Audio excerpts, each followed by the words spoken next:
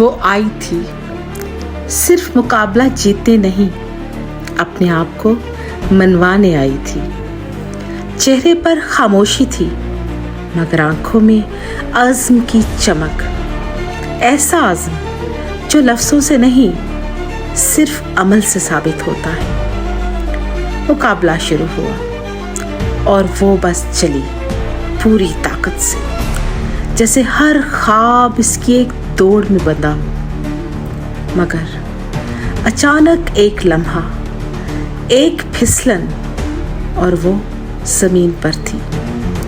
सब रुक गए। कुछ ने अफसोस से देखा, कुछ ने मायूसी से, मगर वो रुकी नहीं।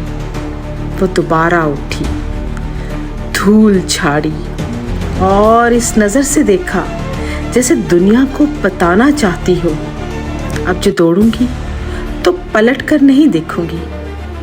और फिर वो दोबारा दौड़ी, दौड़ी नहीं उड़ी, ऐसे जैसे पाँव में पर हों, जैसे हवा खुद इसके साथ बहने लगी हो।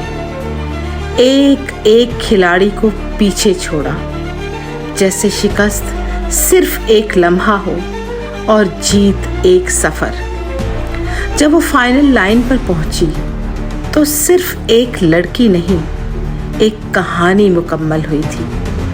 हौसले की, सब्र की और गिरकर संभलने वाली उड़ान की।